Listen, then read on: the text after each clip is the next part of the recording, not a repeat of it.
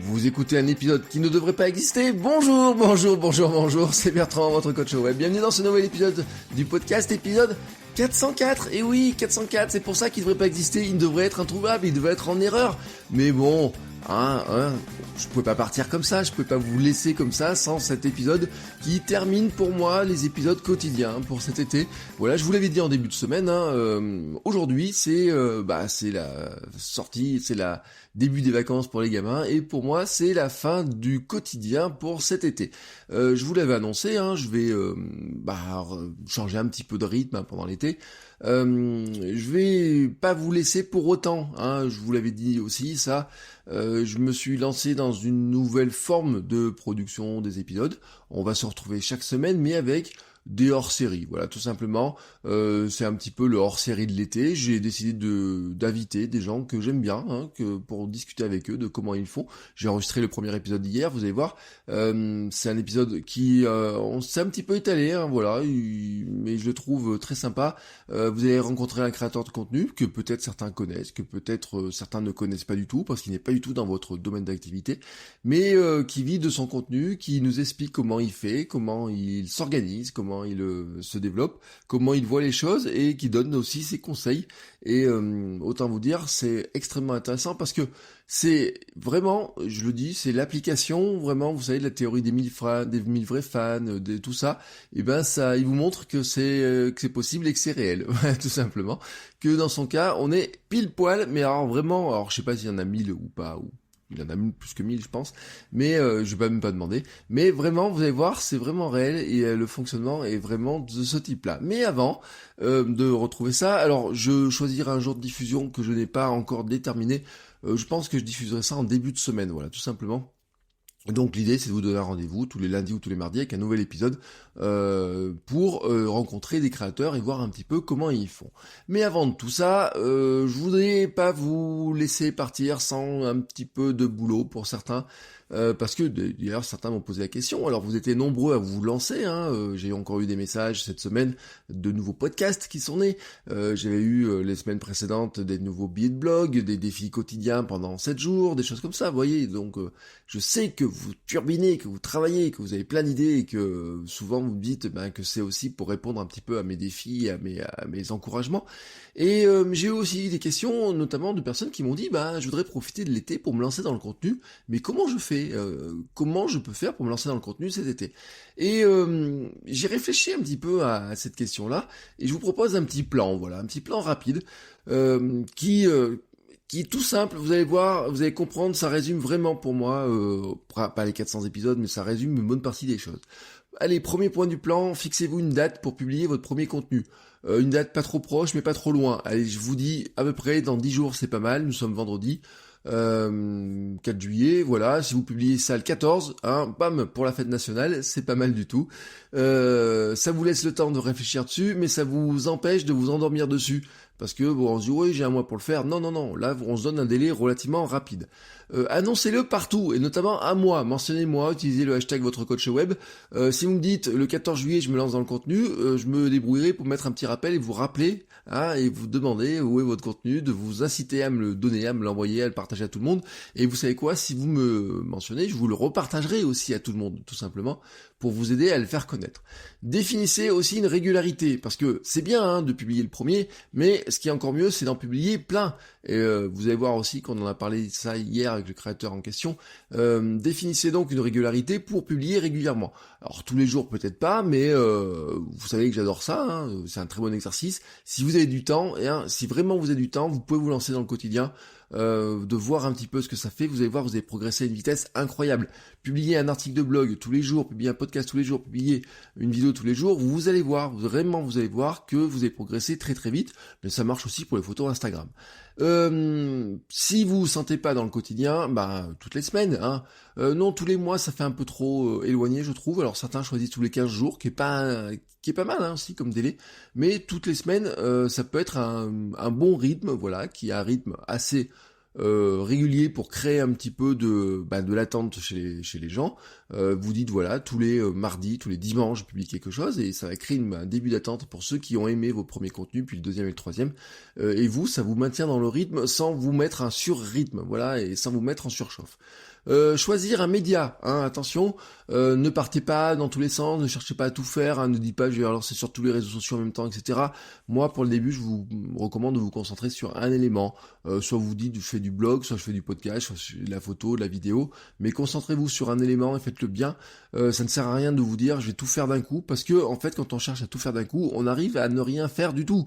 Alors bien sûr, il y a des choses qui vont dans les écosystèmes qui vont déborder, c'est-à-dire que si vous faites un blog, vous allez le mettre aussi, peut-être le publier sur Twitter, sur Facebook, vous aurez envie de le faire connaître à plein de gens. Un podcast, normalement, devrait avoir son propre site, parce que c'est compliqué de référencer un podcast, et si votre podcast n'existe que dans iTunes, il est compliqué à faire connaître, il faudrait qu'il ait son propre site, au moins une page sur laquelle vous référencez, vous en parlez un petit peu pour le faire suivre, mais vraiment, moi je vous conseille de dire, je commence sur un outil, vraiment sur un média, sur un format, et je me colle à ça, vraiment, je ne cherche pas à faire à la fois du podcast, de la vidéo, du blog, etc. Je ne cherche pas à tout faire en même temps, je ne fais vraiment qu'un premier format et je le fais bien. Et puis ensuite, quand vous vous sentirez à l'aise avec ce format-là, vous pourrez en imaginer d'autres. Vous pourrez très bien vous dire aussi, j'ai oublié dans les formats, vous pourrez vous dire aussi, je me lance dans la newsletter et faire une newsletter hebdomadaire par exemple, ou de la newsletter quotidienne, vous pourriez faire ça aussi. Ça pourrait aussi tout à fait fonctionner, mais vous allez voir que ça va vous demander au départ une certaine réflexion, et donc ça sert à rien d'essayer de partir dans tous les sens. Ensuite, je vous ai toujours pas parlé d'une chose, c'est l'idée. Mon conseil, c'est ne cherchez pas une idée originale, mais un problème que vous savez résoudre. N'allez pas sur des passions qui ne sont pas les vôtres. Souvent, vous savez, quand on cherche une idée de contenu, on part sur un truc en disant « Alors je vois qu'en ce moment, la mode, c'est ça, je vois qu'il y a des gens qui parlent de ça, etc. Oui, ça a l'air sympa, etc. » Je vais aller me coller dans un sujet qui semble être à la mode et sur lequel il y a peut-être des débouchés, peut-être de l'argent à faire, etc. Mon conseil pour moi, ce n'est pas d'aller sur des choses qui ne sont pas les vôtres. N'essayez pas de vous inventer des passions qui ne sont pas les vôtres en vous disant allez, je vais faire des contenus puis la passion va venir. Je pense que ça ne marche pas parce que vous allez avoir du mal d'une part à faire ça, ça va vous demander un boulot énorme pour rentrer dans le sujet, et puis vous allez rentrer dans un domaine que vous ne connaissez pas et dans lequel tout simplement vous allez avoir si vous souffrez du syndrome de l'imposteur, ça va être encore pire. Ou alors vraiment, si vous rentrez dans un domaine que vous ne connaissez pas, c'est vraiment pour y rentrer d'une manière de vous dire je veux vraiment apprendre ça. Mais si vous voulez vraiment apprendre ça, ça veut dire que vous êtes vraiment intéressé par le sujet. Imaginons un truc. Je pourrais me dire tiens, je pense qu'il y a un sujet à la mode qui va être je sais pas je vous dirais n'importe quoi, mais je vous dirais le tricot, tricoter des écharpes pour les arbres. Bon, c'est un sujet qui existe, j'ai fait une photo l'autre jour. Je me dis, tiens, c'est un truc qui va vraiment se développer, etc. Mais j'aime ni le tricot, ni spécialement les arbres. Bon, je peux dire, mais je vais creuser ce sujet-là. Hein, voilà, je sais que ça va être le sujet fort de l'année 2020, ça va être ça. Donc je vais mettre là-dedans, je vais faire des tutoriaux là-dessus, etc.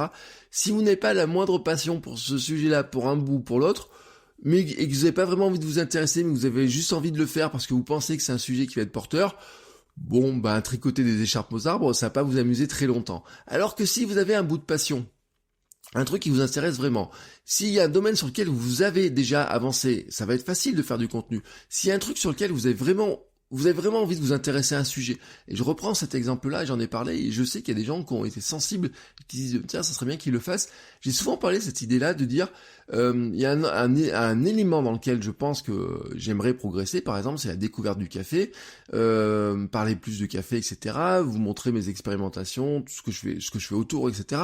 Bon, j'y connais rien en café, mais je pourrais avoir envie de progresser dans le café et faire un podcast dans le café pour progresser dans le café. Mais c'est un sujet qui m'intéresse en soi, vous voyez ? Donc soit vous choisissez un sujet sur lequel vous connaissez bien les choses et vous pouvez aider les gens à progresser et à faire aussi ce que vous faites vous déjà. Ça, c'est un premier point. Soit vous voulez rentrer dans un secteur que vous ne connaissez pas, mais qui vous passionne et qui vous pensez qu'il va vous passionner. Et dans ce cas-là, vous voulez apprendre des choses. Et dans ce cas-là, oui, créer du contenu est un bon moyen de progresser. Mais n'allez pas sur un secteur qui vous y allez pas juste pour vous dire tiens, ça je pense que ça peut être un truc intéressant, potentiellement intéressant, qui va intéresser des gens, mais moi j'y connais rien, ça me passionne pas des masses, parce que là vraiment c'est vraiment truc vraiment casse-gueule, vous voyez, c'est vraiment casse-gueule, et puis vous n'allez pas y prendre vraiment du plaisir, ça va vous prendre beaucoup de temps, et vraiment je pense que vous n'allez pas réussir à faire quoi que ce soit, donc vraiment faites attention à ça. Ensuite, choisissez un ami à qui vous allez apprendre ça. Bah oui, quelqu'un, vous dites, quelqu'un qui peut être potentiellement intéressé, prenez pas forcément un ami très connaisseur, voilà, mais quelqu'un qui vous dit, bah tiens, je vais essayer de l'intéresser à ce sujet-là, ou je pense qu'il s'intéresse à ce sujet-là, et je vais lui donner des conseils. Dites-vous vraiment dans la situation, si par exemple vous êtes, et ça vous le savez, par exemple si vous êtes passionné de quelque chose et que vous avez déjà avancé là-dedans, il y a des gens qui vous demandent des conseils, comment faire, etc. Et ben, vous prenez vraiment cette personne-là qui vous demande des conseils. Moi, par exemple, il y a des gens qui me demandent comment me mettre à la course à pied, comment courir un marathon, comment manger mieux. Vous voyez, il y a plein de gens qui m'ont posé la question. Bon, bah, vous voyez, si je parlais de ça, je pourrais dire, bon, bah voilà, tu m'as demandé un conseil sur comment courir ton premier marathon, et ben, voilà, on va s'installer autour d'une table et je vais t'expliquer comment courir ce marathon. Vous allez pouvoir imaginer ainsi le contenu que vous allez faire pour lui apprendre et lui expliquer les choses. J'avais fait un épisode il y a pas longtemps sur la notion d'expliquer les choses. Mettez-vous simplement dans l'idée que vous allez expliquer quelque chose à quelqu'un pour lui apprendre à faire les choses et pour l'aider à progresser. Vraiment, voilà, lui donner juste les explications. Comment tu vas faire telle chose, comment tu dois faire telle chose. Voici moi comment j'ai fait, voici mon exemple, il y a ça qui a marché, ça qui n'a pas marché. Mais vraiment très simplement, ne vous prenez pas la tête, imaginez juste le contenu de cette manière-là, et quand vous êtes à cette étape-là, vous êtes prêt. Vous n'avez plus qu'à produire le contenu. Vous avez une date, vous savez quand est-ce que vous avez publié, vous le marquez sur votre agenda, vous avez, j'ai envie de vous dire, un élément déclencheur, quelque chose qui va vous motiver à le faire, puisque vous l'annoncez à tout le monde vous attend, vous avez défini la régularité, vous avez choisi le format, vous avez choisi l'idée, vous savez à qui vous allez expliquer ça, vous n'avez plus qu'à produire le contenu, vous allez l'expliquer très clairement, et maintenant, vous n'avez plus qu'à le produire. Et vous allez me dire, oui, mais il me reste la partie technique, c'est compliqué la technique, etc. Et non. Franchement non, la partie technique finalement, vous pouvez vous en faire une montagne, mais c'est la partie la plus facile. Et puis Internet est truffé de tutoriaux. Tous les outils que vous avez sont truffés de tutoriaux pour vous expliquer comment faire. Si vous voulez lancer un blog, franchement WordPress, vous vous inscrivez sur wordpress.com, il va vous donner tous les éléments les uns derrière les autres. Il y a un petit, toutes les étapes sont faites les unes derrière les autres. Vous n'avez plus qu'à vous lancer. Si vous voulez vous lancer dans le podcast, vous pouvez aller sur encore.fm. C'est d'une facilité redoutable, vous n'avez plus qu'à parler dans votre téléphone et ça marche tout seul. Si vous voulez faire publier de la photo, bien sûr on pense à Instagram. Si vous voulez faire de la newsletter, vous allez sur Mailchimp, MailerLite, vous avez plein d'éléments pour vous aider, vous guider, etc. Ou alors encore plus simple, vous allez sur GetReview, j'en ai parlé il y a pas mal de temps maintenant, et ils vous donnent toutes les clés, comment commencer, comment créer votre compte, comment essayer d'avoir même, ils vous font des pages pour avoir des abonnés, etc. Donc la technique en fait, on s'en fait toute une montagne, mais la technique c'est rien. Parce que là vraiment, et je le dis, ça fait vraiment dinosaure dans cette histoire quand je dis ça, mais j'ai refait ma page à propos il y a pas longtemps. Enfin, j'ai encore retravaillé dessus hier. Et il fut une époque où quand moi j'ai commencé, vous voyez, 95, 96, dans ces années-là, quand on voulait lancer un blog, il fallait déjà le programmer. Quand on voulait mettre en place une page sur Internet, c'était compliqué, il fallait trouver un hébergeur, il y avait pas très peu d'hébergeurs, il y a quelques hébergeurs gratuits, il y a les pages perso, les Multimania, les Migal qui sont arrivés, etc. Il fallait créer une page en HTML, il fallait trouver un logiciel, ou alors on avait le bloc-notes sur Windows, faire tous les codes, etc. Ça nous prenait du temps.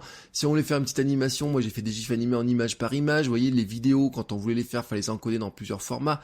Bref, c'était super compliqué. Et maintenant, qu'est-ce que vous faites? Vous prenez votre smartphone, simplement votre smartphone, vous l'avez dans votre poche, vous le dégainez, vous enregistrez une vidéo, vous la mettez sur YouTube avec l'application et elle est en ligne sans que vous posiez plus de questions. Vous pouvez, par exemple, avec des plateformes type microblog, ouvrir un blog en quelques secondes avec un blog qui sera à la fois répliqué sur Twitter, sur Facebook si vous avez une page, même sur LinkedIn je crois maintenant, avec à la fois des petites statuts, des trucs plus longs, etc. Vous pouvez même héberger du blog dessus. Alors bien sûr il y a des options payantes pour faire ça, mais ça vous coûtera quoi, 5 € par mois pour le faire. Medium, je suis pas fan de Medium, vraiment je vous le dis, je suis vraiment pas fan de Medium pour une raison simple, c'est que Medium vous dit que c'est gratuit de venir chez eux, mais en fait ils mettent plein de plateformes, plein de trucs pour vous inciter à payer, pour faire payer les gens, et il y a plein de contenus que je voudrais lire sur Medium, et ils me disent non, faut payer maintenant, ça serait bien que vous abonniez. Donc vraiment, je suis pas très fan de Medium désormais, mais vraiment vous pouvez vous lancer avec Medium et créer du texte avec Medium, c'est extrêmement simple. Vous voyez, ce problème technique en fait n'existe plus. il n'existe plus. À l'heure actuelle, il n'existe plus. Même si vous lancez un blog, vous voulez pas aller sur WordPress.com, vous voulez vous lancer un blog WordPress, mais auto-hébergé pour avoir plus de liberté, vous allez chez des gens comme Monarobase et compagnie, et vous inscrivez, ils vous ouvrent votre blog pour vous, ils vous le créent pour vous, ils vous déposent le nom de domaine, ils vous ouvrent le blog, ils vous envoient un identifiant, vous n'avez plus qu'à vous connecter et commencer à écrire. Donc la technique en elle-même n'est pas du tout compliquée. Vous avez le matériel dans votre poche pour publier, vous avez des tablettes, vous pouvez publier sur n'importe quel contenu, vous avez un ordinateur, mais vraiment je vous dis juste un smartphone, vous êtes capable de tout publier. Et puis sur internet, vous avez un nombre de tutoriaux, vous avez des aides de partout. Si vous êtes sur YouTube, vous avez des prises en main pour ouvrir tout ce que vous voulez.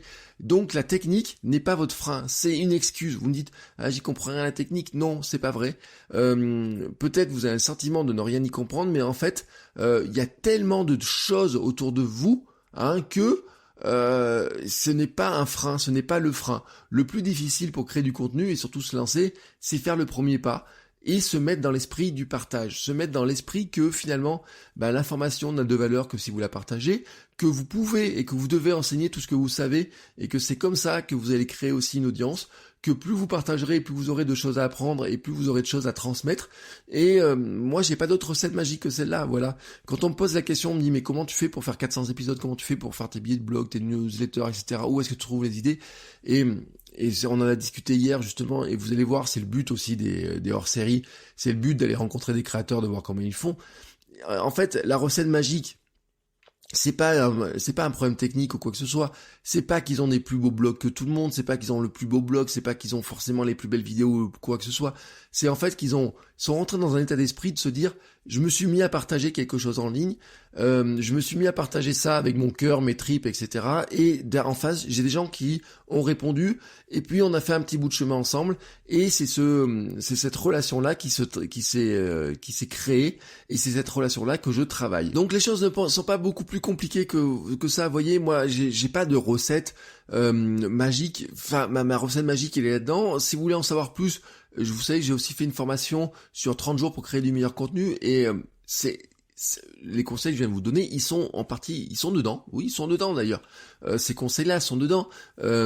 Chaque jour, c'est un petit conseil, vous voyez, par mail, avec une petite vidéo, un petit bout de texte, et le conseil, il est là-dedans. Alors bien sûr, il y en a beaucoup d'autres aussi là-dedans, mais ce n'est pas de la technique le problème. C'est vraiment l'état d'esprit, c'est vraiment de l'organisation, c'est vraiment de se dire, bon, maintenant, oui, je vais me mettre à créer du contenu, à partager ce que c'est, à partager ce que je sais faire, et ce que j'ai envie de faire, ou ce que j'ai envie d'apprendre, et comme ça, vous allez créer une relation, vous allez avancer comme ça, pas à pas, et c'est par le bonheur de faire des petits contenus les uns derrière les autres, de vous fixer une régularité, de vous donner un cadre pour travailler dessus, vous obliger aussi à le faire dessus, ou de ne pas vous dire oui je le ferai demain quand si j'ai le temps ou quoi que ce soit, de vous dire non, aujourd'hui je prends le temps de le faire, ce qui veut dire aussi, vous savez, je vous ai souvent parlé des habitudes, de remplacer tout simplement une mauvaise habitude que vous jugez, par exemple de dire je perds beaucoup de temps à jouer alors que ça me apporte pas beaucoup de plaisir, je perds beaucoup de temps à, par exemple, à regarder Netflix avec des trucs qui m'intéressent pas forcément, et vous dire si j'enlève juste la moitié du temps que je passe sur Netflix et je le remplace par de l'écriture, oui, je suis capable, par exemple, peut-être d'écrire un billet de blog toutes les semaines, qui est capable de faire une vidéo tous les week-ends, vous voyez, tout simplement par ce biais, par ce fonctionnement-là. Le reste, voilà, pour moi, c'est tout ce qui est technique, etc. Ce sont pas des freins, je vous le répète. Si on devait résumer les 404 épisodes où nous en sommes, c'est vraiment ça l'esprit de ce que je vous raconte. On peut se faire une montagne de la création de contenu, on peut s'en faire une montagne technique, mais la montagne technique, en fait, n'existe plus. Par contre, l'état d'esprit, lui, il est plus compliqué à acquérir.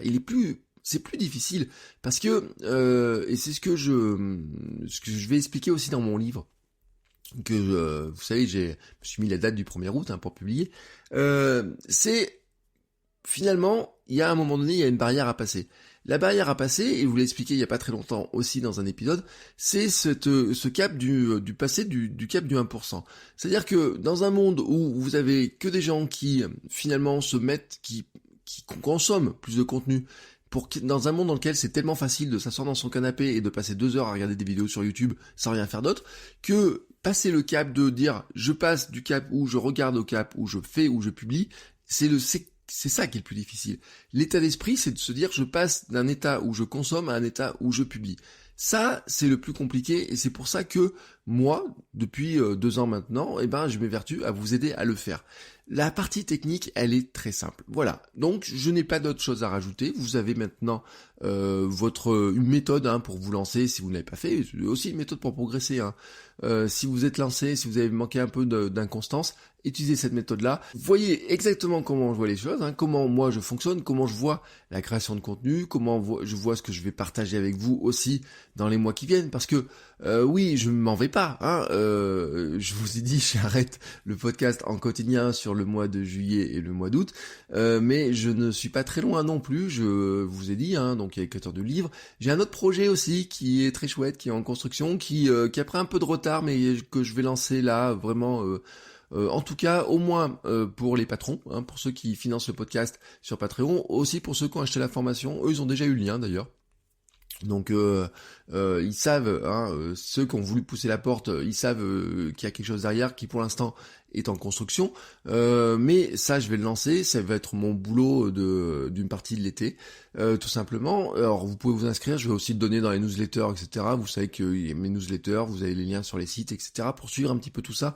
Et bien entendu, je vous en parlerai au fur et à mesure des épisodes de l'été, puisque on va dire, je vais essayer d'en faire une dizaine à peu près. Voilà, j'ai commencé à placer les éléments pour faire une dizaine d'épisodes un petit peu hors série à la rencontre de ces créateurs, de gens qui ont tout simplement osé créer un jour quelque chose, osé se lancer dans la création de contenu, lancer un petit bout de truc au départ. Ils savaient pas trop où ça les amenait, mais finalement ça les amène peut-être et probablement beaucoup plus loin qu'il le pensait.